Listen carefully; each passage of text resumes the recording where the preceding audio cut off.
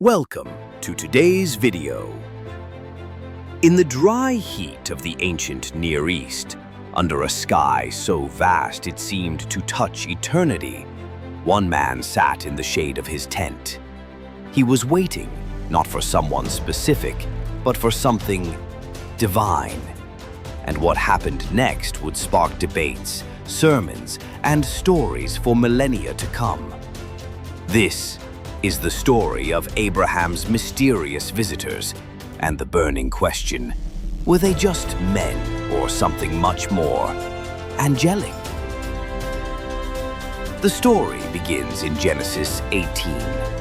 Abraham, then nearly 100 years old, is resting near the great trees of Mamre during the heat of the day.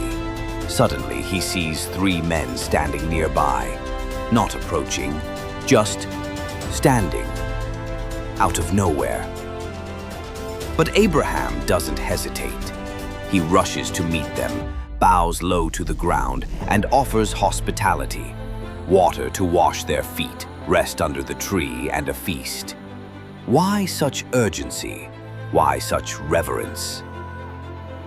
Because Abraham seems to know these are not ordinary travelers. As the visitors eat, one of them says something shocking. "I will surely return to you about this time next year, and Sarah, your wife, will have a son." Sarah laughs. She's well past childbearing age. But then the visitor asks, why did Sarah laugh? Is anything too hard for the Lord? This moment, so personal, so supernatural, reveals the true nature of these guests. One speaks as if he is the Lord himself. After the meal, the tone shifts. The visitors rise and look towards Sodom. The Lord decides to reveal his plan to Abraham. Sodom and Gomorrah are on the brink of judgment. Abraham pleads. He bargains. What if there are 50 righteous people? 40, 30, 10. The Lord listens. Then, two visitors depart for Sodom. The third remains with Abraham a little longer, then vanishes. So who were these mysterious visitors? One is clearly divine, named as the Lord. Not a prophet, not a messenger, Yahweh himself. A theophany, God in human form. The other two, they arrive in Sodom as angels. Genesis 19:1 begins, the two angels arrived at Sodom. They strike the wicked men of the city with blindness. They lead Lot and his family out of the doomed city.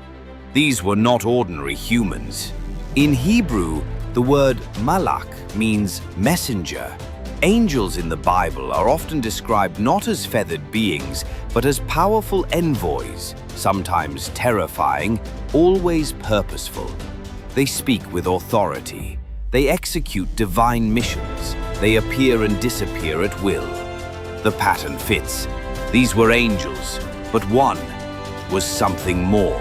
Christians throughout history have seen in Genesis 18 a profound mystery, a pre-incarnate appearance of Christ.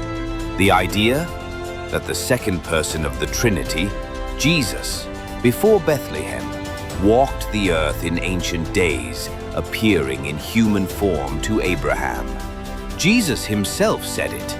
So, was he the one who stood under the tree with Abraham?